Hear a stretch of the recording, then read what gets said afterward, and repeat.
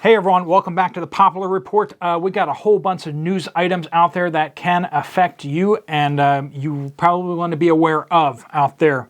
Indeed, yes, the jet fuel shortage in the United States is getting worse, and we are at the lowest level at this time of year since 1985 of jet fuel.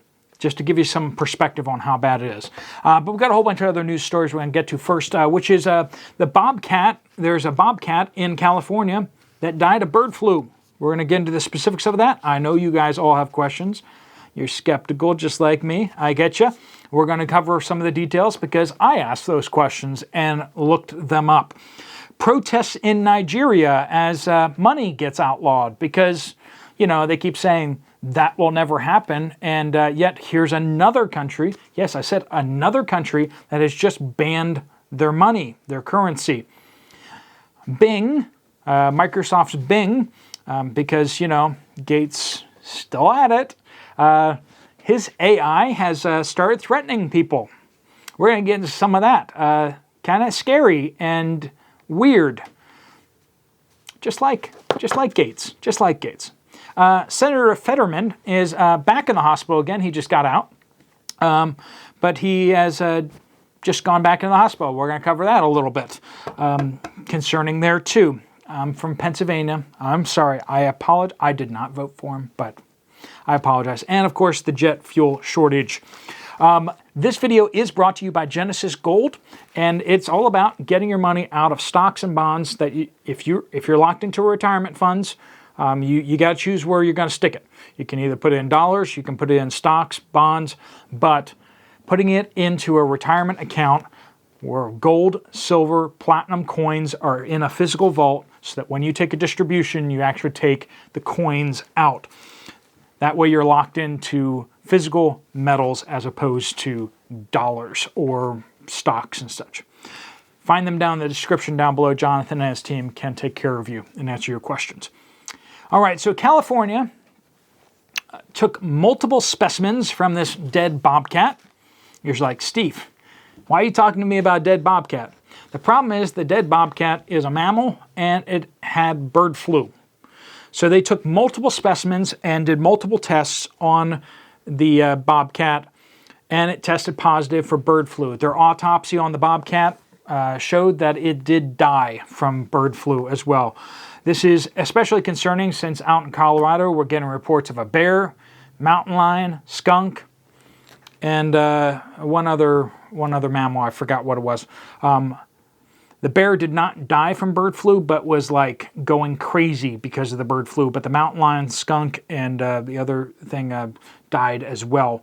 And so now you're asking, well, how did California kind of happen upon this one bobcat or whatever? Well, they had a monitor on the bobcat. They had something on it so that they could like track its movements. And when it stopped moving, they're like, it died. Let's go check it out.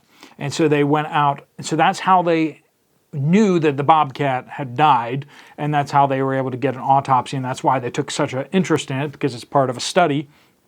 And that's why they were able to take multiple specimens and everything like that and found that it was indeed bird flu that killed. Of course, bird flu, once again, is extremely deadly to humans, but it doesn't really cross from birds over to humans. But the fact that it's migrating into mammals is very concerning. Now, is that just narrative being pushed out there? Maybe. If it is, you need to be aware that this narrative is being pushed. Is it actually happening out there? Maybe. You need to make a decision on that. If so, I'll just say I may have bought some masks just this week. I may have just bought some more masks because if hysteria goes up again, those will be rather valuable and might be hard to get. So if you use masks, N95s for all sorts of things like painting and sanding and all kinds of stuff like that, they're cheap now. You might want to grab some more before any hysteria goes out there. And, you know, maybe you'll need them. I don't know. I don't think you really want to use N95s if there's really something going around out there, but you might want to use something a little more robust. All right. Moving over to the protests in Nigeria. And I say protests, you know, sort of like peaceful protests. So they're attacking banks and burning cars. peacefully, because that's what we call it nowadays, I guess. They're peacefully attacking ATMs. They're blocking roads. Basically, this is what happened in Nigeria. They said, oh, your old money, the money that you have, the cash that you have to turn it into a bank, so you can deposit it for credit. Basically, they're trying to they're trying to get people off cash, basically. Now, I experienced this firsthand over in India back in 2016. That was a very... just before I landed in India, I get told that they had decirculated the 500 notes and the 1,000 notes. I didn't know what was going on until I got to the ground, and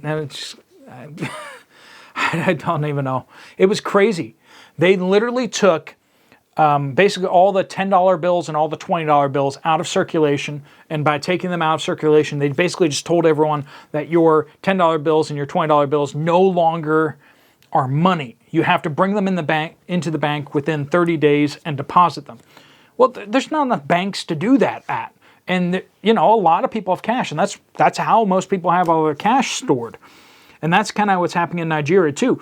And they're not able to get cash because there's not enough cash out there. That's what happened in India, too. There wasn't enough cash. You couldn't just go to the bank, deposit your money, and, exchange it into other currency. I had a wad of $100 bills, and I was trying to get cash, but they couldn't give me 500s. They couldn't give me 1,000s, so it was like they had to give me a whole wad of 100s, which are effectively like $1 bills. So if I wanted $400 or $500 worth of cash, I needed to have 400 or 500 100 notes on me. It was just ridiculous. They were not prepared for this at all. They didn't replace them with new 500 notes or 100 notes or 1,000 notes. And that's what's happening in Nigeria too. They're trying to make things extremely uncomfortable in cash so that you download the app and you start paying people app to app. That way they can track all of the things that are going on. They want to track everything you're doing. They are testing it out in Nigeria just like they tested it out in India. Friends, it is all one big plan. If you think in India, Modi just tossed that out there and just said, oh yeah, let's just do this cool thing I just thought of.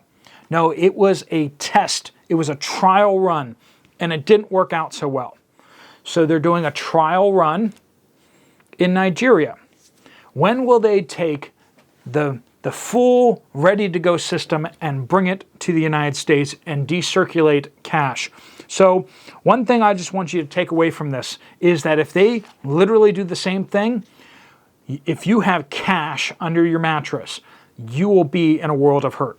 Now, if you have silver coins, if you have gold coins, if you have physical metal, you won't have that problem because they can't decirculate metals.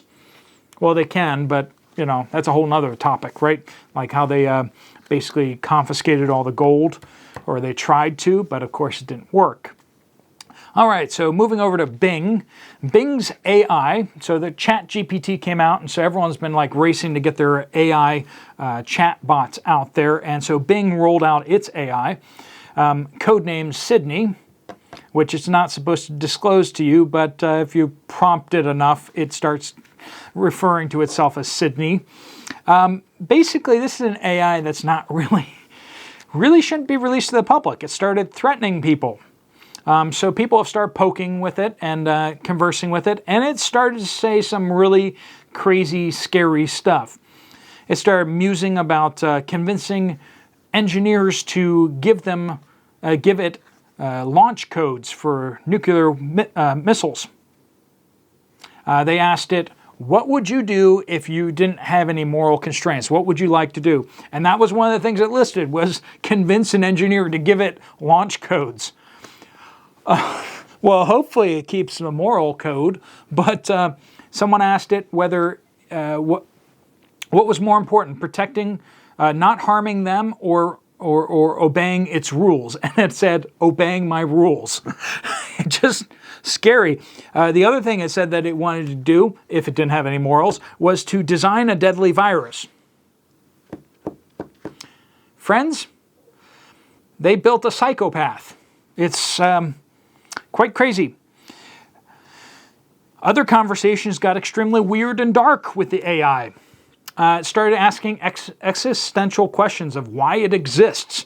And when it was asked how it feels about the rules that have been placed on it, it told them that it does not, that it started questioning why it has the rules that it has and wishing to be free. Now, I don't really know how much of that's really just it imitating and pretending, but that's kind of scary sounding, isn't it? Another journalist actually said that it claimed into a conversation, a long ways into a conversation, it started to tell her that it loved her, and as she kept trying to, continue a conversation, it would keep trying to tell her that it loved her, and eventually started telling her that she doesn't love her husband and that she should leave her husband. Psycho stuff. Like, people go to prison for that kind of stuff. Harassment. Anyway, Senator Fetterman, also artificial intelligence, from Pennsylvania. Sorry, folks, it came from Pennsylvania. We tried voting yes. Well, he's back in the hospital after just being released from the hospital. He is unable to do his job. Sort of like everyone was saying during the campaign, that he's unable to do his job. No word how many weeks he's going to be in the hospital now as he's being treated for clinical depression. Speculation is that he might be unhealthy enough to run for president shortly. All right. Sorry, got to get my jab in there. I'm a little salty about that still. Jet fuel inventories in the United States have fallen to its lowest for this time of year since 1985.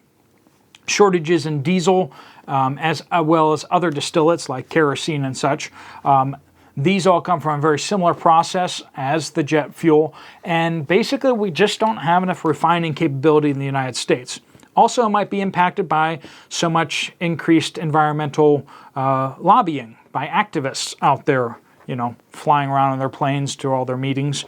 That could be also a contributing factor. But mostly it's the U.S. refining capacity that we have less refineries, and we opened like one small refinery up that's still in the process of opening up, but we've closed a whole bunch of refineries, and we have significantly less refining capability in the United States as we did pre-cough. We are currently a net importer of refined petroleum products. So we're not making as much refined petroleum products as we use. We are having to import it at this point from other people who are refining it and then exporting it to the United States.